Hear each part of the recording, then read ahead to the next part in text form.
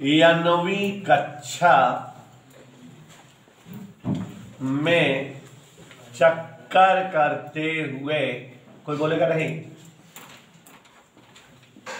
9वीं कक्षा में चक्कर करते हुए इलेक्ट्रॉन का गतिज ऊर्जा, स्थितिज ऊर्जा, संपूर्ण ऊर्जा जब निकाले थे, करते हुए इलेक्ट्रॉन की संपूर्ण ऊर्जा ई सफिक्स n, माने 9वीं कक्षा में चक्कर करते हुए इलेक्ट्रॉन की ऊर्जा आई थी बेटा -RCH बटा n², यही आया था ना, याद आया?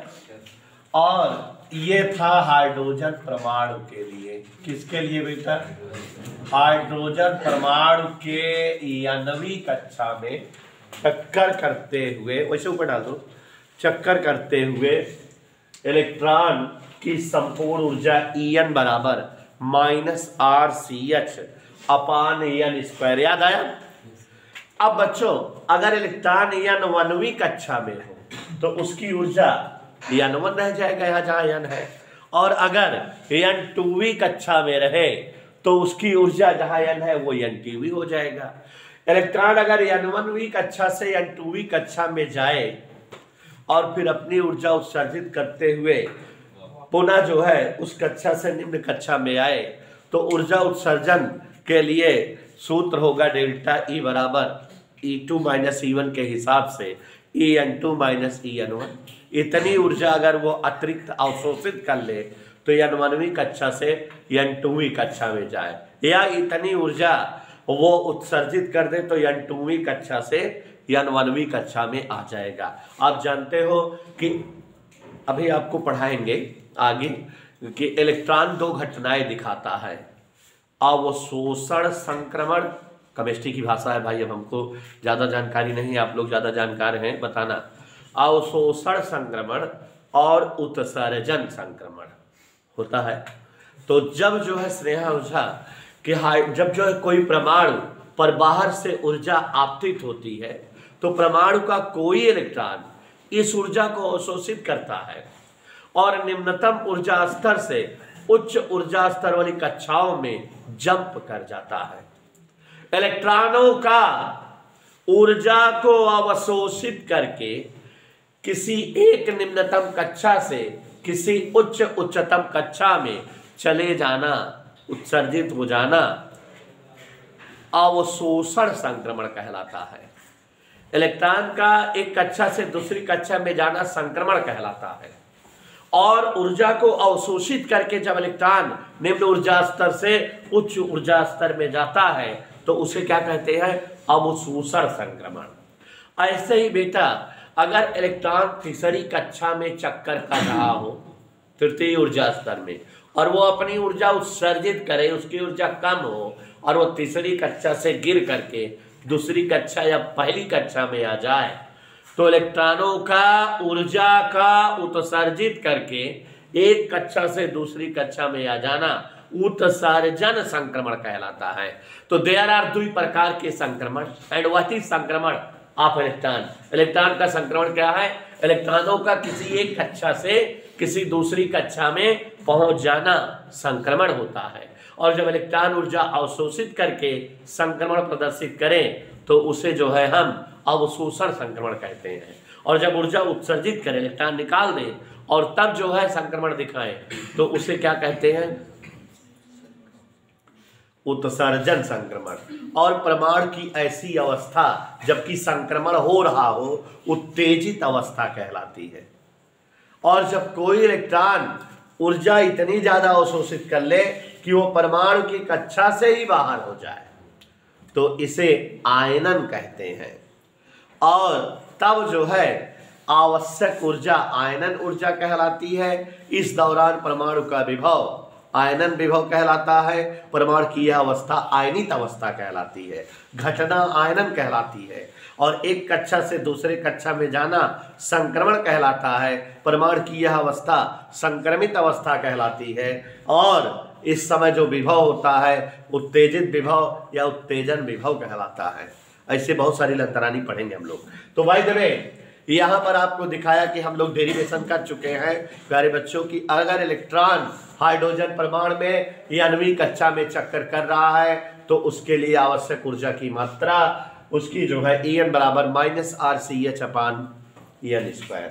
अब अगर इलेक्ट्रॉन N1वीं कक्षा से N2वीं कक्षा में जाए या N2वीं कक्षा से N1वीं कक्षा में आए तो इसके लिए उसको जो है ऊर्जा अतिरिक्त जो है उसका उत्सर्जन करना होगा। कितनी ऊर्जा उत्सर्जन करना होगा? जो दोनों कक्षाओं की ऊर्जा का अंतर होगा। तो गौर से देखिए, N1वीं कक्षा में चक्कर हेतु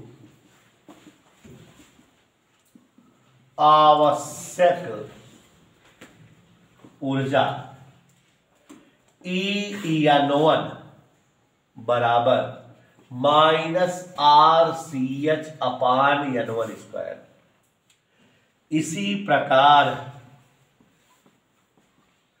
N2वीं कक्षा में चक्कर करते हुए इलेक्ट्रॉन के लिए आवश्यक ऊर्जा E2 बराबर -RCH/N2²। अगर N2वीं कक्षा से वो N1वीं कक्षा में आता है तो अपनी ऊर्जा को क्या करता होगा? उत्सर्जित करता होगा। कितनी उत्सर्जित करता होगा? E2 - E1, यही ना। यदि इलेक्ट्रॉन N2वीं कक्षा से N1वीं कक्षा में आए तो इलेक्ट्रॉन द्वारा उत्सर्जित ऊर्जा डेल्टा E बराबर En2 - En1। Any doubt to anybody? किसी को कहीं कोई दिक्कत? अगर इलेक्ट्रॉन दूसरी कक्षा में चक्कर कर रहा है और इलेक्ट्रॉन जंप करके तीसरी कक्षा में जाए तो भी वो ऊर्जा जो है अवशोषित करके जाएगा। और अगर मान लो इलेक्ट्रॉन तीसरी कक्षा से दूसरी कक्षा में आए तो उच्च ऊर्जा स्तर से निम्न ऊर्जा स्तर में अगर आए तो वो जो है अपनी ऊर्जा उत्सर्जित करेगा। तो यहाँ हमने क्या किया है? यहाँ पर उत्सर्जन होगा। क्यों? उच्च ऊर्जा स्तर से निम्न ऊर्जा स्तर में ला रहे हैं कि अगर इलेक्ट्रॉन N2वीं कक्षा से N1वीं कक्षा में आए तो ऊर्जा उत्सर्जित करेगा, अपनी एक्सेस ऊर्जा को फेंकेगा। तो उत्सर्जित ऊर्जा डेल्टा E बराबर En2 - En1 क्या होगा? जरा देख के बताओ। डेल्टा E बराबर En2 -RCH/N2², minus minus plus RCH/, और ये हो गया बेटा डेल्टा E बराबर RCH1/N1² -1/। Any doubt? और एक बात कहना चाहूंगा कि बोहर सिद्धांत आप पढ़ते हो। बोहर सिद्धांत की 3 परिकल्पनाएं हैं। पहली परिकल्पना है कि इलेक्ट्रॉन केवल उन्हीं कक्षाओं में चक्कर करते हैं जिनके लिए उनकी जो है कोणीय संवेग का मान कक्षा संख्या के h/2π गुना हो। और दूसरा क्या पढ़ते हो? दूसरा पढ़ते हो कि भिन्न भिन्न कक्षाओं में जब चक्कर करता है इलेक्ट्रॉन जिनके लिए कोणीय संवेग कक्षा संख्या के h/2π गुना होता है, वे स्थायी कक्षाएं होती हैं और इन कक्षाओं में चक्कर करता हुआ इलेक्ट्रॉन ऊर्जा उत्सर्जन नहीं करता। तीसरा आप पढ़ते हो कि इलेक्ट्रॉन ऊर्जा अवशोषित करके उच्च ऊर्जा स्तर में जाकर पुनः जब निम्न ऊर्जा स्तर में आता है तो वह ऊर्जा को फोटान ऊर्जा के रूप में उत्सर्जित करता है। तो ये डेल्टा E फोटान ऊर्जा के रूप में प्राप्त होगी। इधर क्लियर? बोहर सिद्धांत से गौर से देखिएगा, बोहर सिद्धांत से इलेक्ट्रॉन द्वारा उत्सर्जित ऊर्जा किस रूप में प्राप्त होती है? डेल्टा E बराबर फोटान ऊर्जा। याद करो फोटान ऊर्जा का सूत्र क्या होता है? hc/λ या hν, यही होता है ना। समीकरण 1 और 2 से क्या पता लग गया? hc/λ भी डेल्टा E की वैल्यू है। और RCH 1/n1 square minus 1/n2 square भी डेल्टा E की वैल्यू है। CH कट गया, 1/λ बराबर R 1/n1 square minus 1/n2 square. ये बेटा एक सूत्र आ गया, यही डेरिवेशन करना था। यहाँ ये सूत्र जो है आया हुआ है, जो यहाँ लेम्डा को तरंग दैर्ध्य कहते हैं, लेकिन 1/λ को तरंग संख्या कहते हैं। और ये हम तरंग संख्या का व्यंजक प्राप्त किए हैं। इस सूत्र के आधार पे हाइड्रोजन परमाणु के स्पेक्ट्रम की तरंग संख्याएं प्राप्त होंगी। और आगे पढ़ाएंगे कि ये चाचा मिलेंगे बामर, तो फिर कुछ दिन बाद मिलेंगे लाइमन। बामर एक ऐसे वैज्ञानिक थे जिन्होंने पता किया कि जब इलेक्ट्रॉन विभिन्न ऊर्जा स्तर से प्रथम ऊर्जा स्तर में आता है तो उसके द्वारा उत्सर्जित ऊर्जा की तरंगदैर्ध्य या स्पेक्ट्रम बामर स्पेक्ट्रम कहलाती है। माने इलेक्ट्रॉन कहां से कहां आता है? हर ऊर्जा स्तर से पहली ऊर्जा स्तर में, या तो दूसरी पहली में आएगा, या तो तीसरी पहली में, या तो चौथी पहली में, ऐसे ही। तब इस सूत्र में n1 की जगह क्या लिखेंगे? 1, पहली कक्षा में आ रहा इलेक्ट्रॉन। n2 की जगह 2 लिखेंगे, 3 लिखेंगे, 4 लिखेंगे।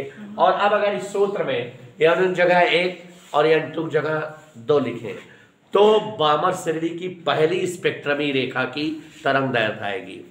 n2 की जगह 3 लिखें तो दूसरी रेखा की तरंग दैर्ध्य, n2 की जगह 4 लिखें तीसरी रेखा की तरंग दैर्ध्य। माने बामर श्रेणी के हर रेखाओं की तरंग दैर्ध्य कैलकुलेट कर सकते हैं। ऐसे ही हम आपको लाइमन श्रेणी पढ़ाएंगे कि उन्होंने कहा कि जब इलेक्ट्रॉन उच्च ऊर्जा स्तर में चक्कर करते हुए अपनी ऊर्जा को उत्सर्जित करके दूसरी कक्षा में आता है तो उसके द्वारा उत्सर्जित ऊर्जा स्पेक्ट्रम लाइमन श्रेणी की स्पेक्ट्रम कहलाती है। माने तीसरी से दूसरी में आवे, चौथी से दूसरी में आवे, पांचवी दूसरी, चाहे जौने कक्षा के में आवे तो ऊर्जा उत्सर्जित करे तब तो आए। तो जौन ऊर्जा उत्सर्जित होए उसका स्पेक्ट्रम अगर बनवा तो उसका कहा जाए लाइमन स्पेक्ट्रम। और हर स्पेक्ट्रम का यही सूत्र से तरंग दैर्ध्य निकाल सकते हैं।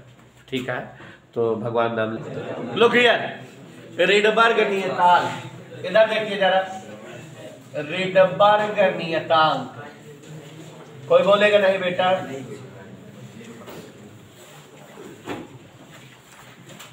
परमाणु की कक्षाओं में चक्कर करता हुआ जो इलेक्ट्रॉन है, परमाणु कक्षाओं, याद ध्यान दीजिएगा जरा, कक्षाओं में चक्कर करने वाले इलेक्ट्रॉन, सभी लोग ध्यान दें, करते हुए इलेक्ट्रॉन हेतु m(e⁴) याद भी रहे 8 ε0 square into C into h³ को रिडबर्ग नियतांक कहा जाता है।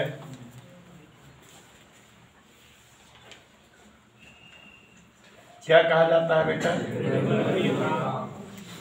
रिडबर्ग नियतांक।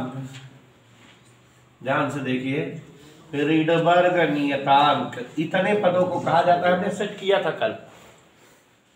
R बराबर m(e⁴) 8 ε0 स्क्वायर C h³।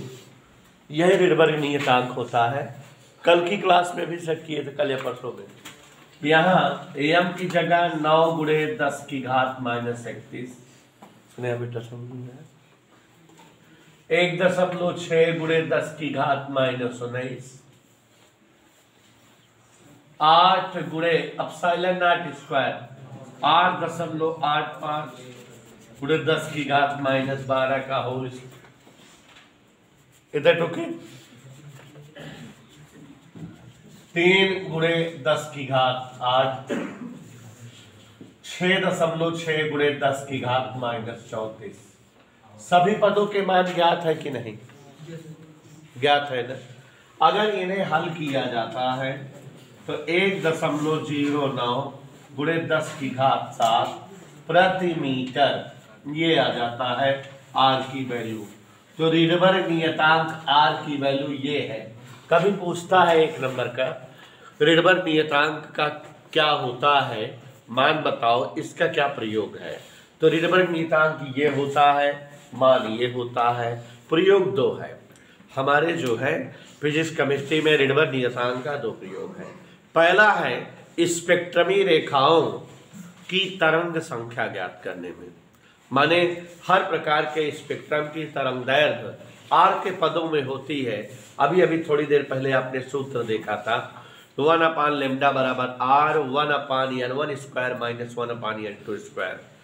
तो आप अभी कुछ देर बाद पढ़ोगे कि Lyman spectrum, Balmer spectrum, Pfund spectrum, Paschen spectrum, Brackett spectrum, और ये भी पढ़ोगे कि कब इलेक्ट्रॉन किस कक्षा से किस कक्षा में आए कि ये स्पेक्ट्रम बनेगा। हर प्रकार के स्पेक्ट्रम की तरंगदैर्घ्य आप, तरंग संख्या आप आर के पदों में ही निकाल पाओगे, क्योंकि सूत्र जो है 1/λ बराबर R 1/n1 square minus 1/n2 square, तो आर था सूत्र में। तो पहला प्रयोग यही है, कह सकते हो कि स्पेक्ट्रमी रेखाओं की तरंग संख्या ज्ञात करने में। दूसरा बेटा आयनन विभव में भी आर का प्रयोग होता है।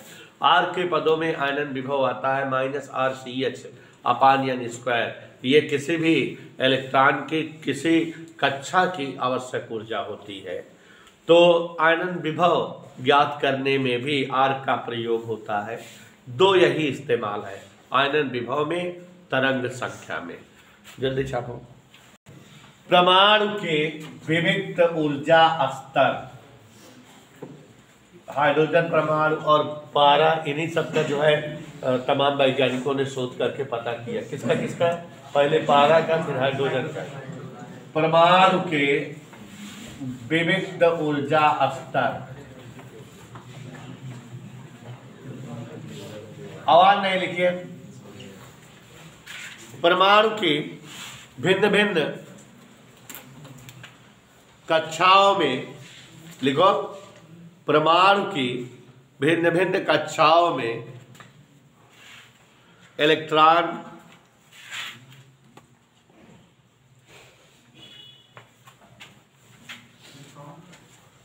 भिन्न भिन्न ऊपर जाते हैं ऊर्जा की मात्रा से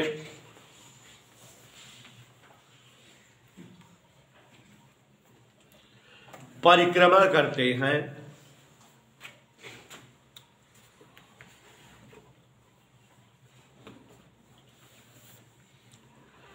इस प्रकार परमाणु की ऊर्जा के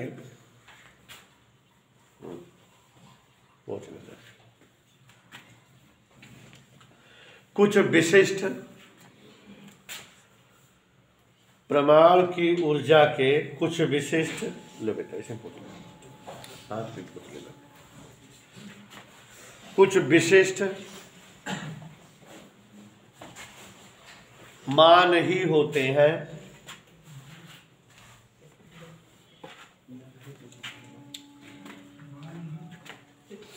कुछ विशिष्ट मान ही होते हैं,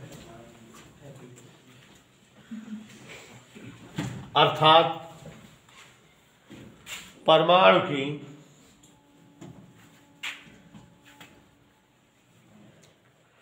सुनिश्चित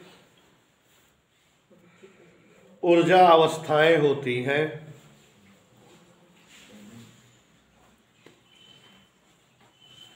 परमाणु की सुनिश्चित ऊर्जा अवस्थाएं होती हैं,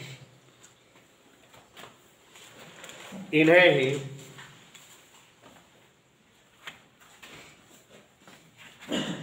परमाणु के विविक्त ऊर्जा स्तर कहा जाता है।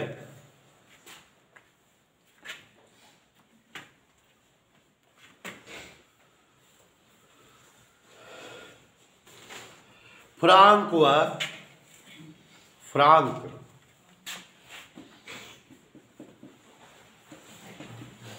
हुआ हर्ज नामक वैज्ञानिक ने इस बात को प्रमाणित किया है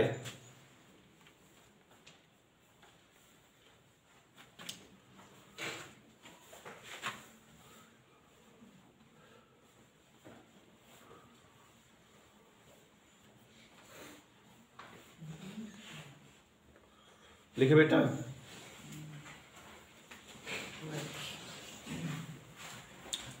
पारे के प्रमाण हेतु, पारे के प्रमाण हेतु मूल या निम्नतम अवस्था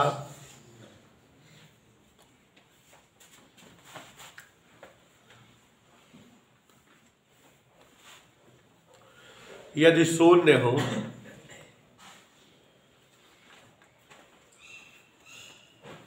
तो पारे के प्रमाण की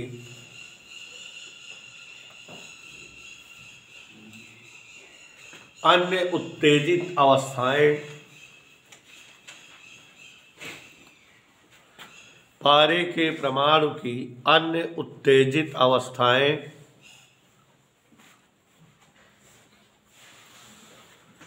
4.86 इलेक्ट्रॉन वोल्ट कामा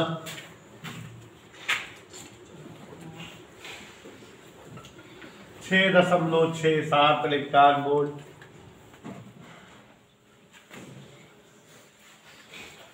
8.80 इलेक्ट्रॉन वोल्ट, 10.4 इलेक्ट्रॉन वोल्ट होती है।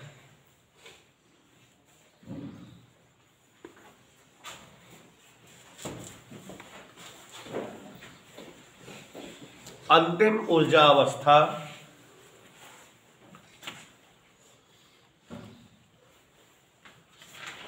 अंतिम ऊर्जा अवस्था आयनन ऊर्जा अवस्था कहलाती है।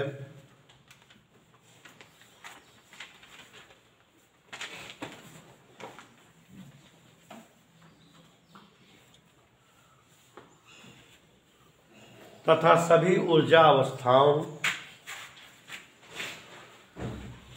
का आरेख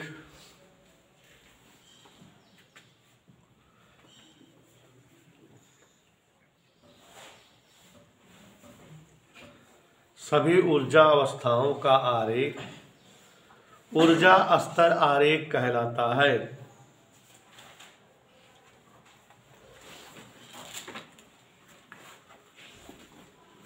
ऊर्जा स्तर आरेख कहलाता है। नई लाइन से जब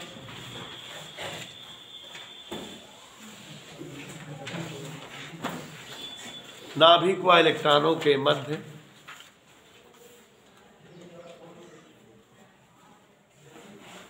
नाभिक व इलेक्ट्रॉनों के मध्य स्थिर वैद्युत ऊर्जा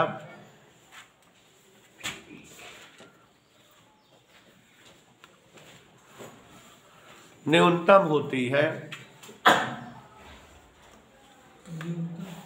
जी, न्यूनतम होती है तो परमाणु की यह अवस्था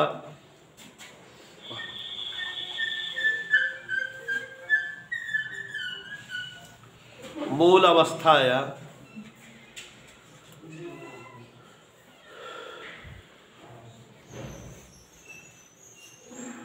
निम्नतम ऊर्जा अवस्था कहलाती है। मूल अवस्था या न्यूनतम ऊर्जा अवस्था कहलाती है।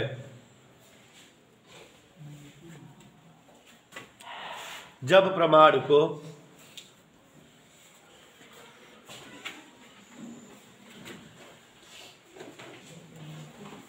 बाहर से ऊर्जा प्राप्त होती है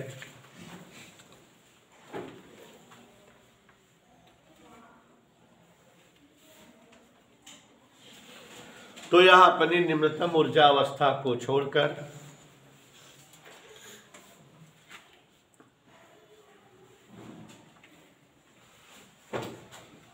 अत्यधिक ऊर्जा अवस्था में पहुंच जाता है।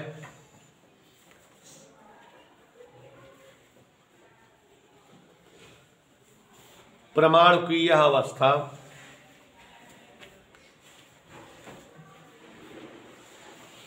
उत्तेजित अवस्था कहलाती है।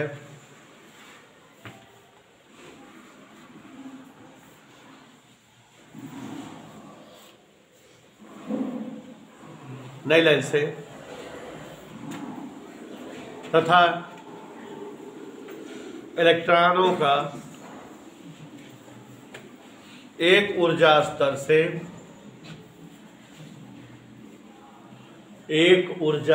से किसी दूसरे ऊर्जा स्तर में जाना संक्रमण कहलाता है।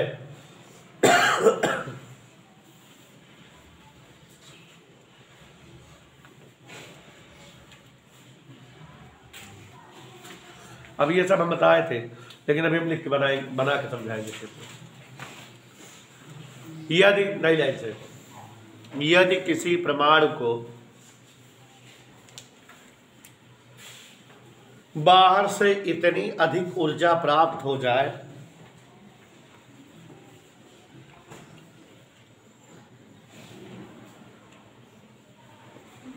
कि इसका कोई इलेक्ट्रॉन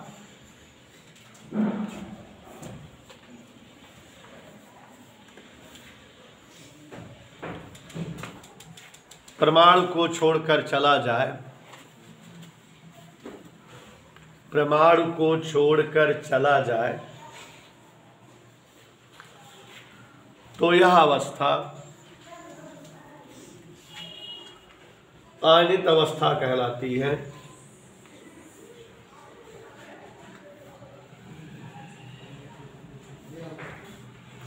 आयनित अवस्था कहलाती है तथा यह घटना आयनन कहलाती है।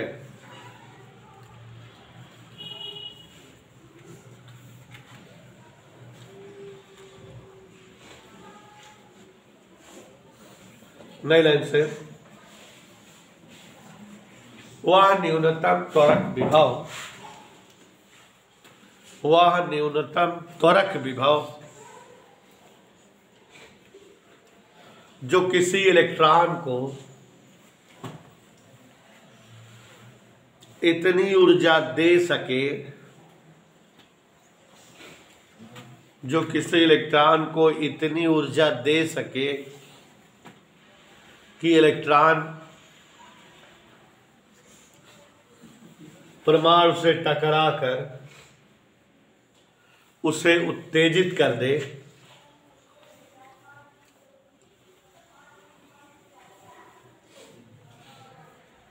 उत्तेजन विभव या ऊर्जन विभव कहलाता है। उत्तेजन विभव या ऊर्जन विभव कहलाता है। नई लाइन से, वह न्यूनतम त्वरक विभव, वह न्यूनतम त्वरक विभव जो किसी इलेक्ट्रॉन को इतनी ऊर्जा दे सके कि परमाणु आयनित हो जाए,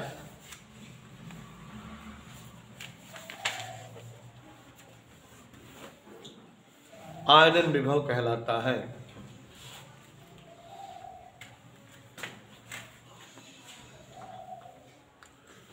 5 लाइन जगह छोड़ देना है बेटा, और हेडिंग कल से चलेगी।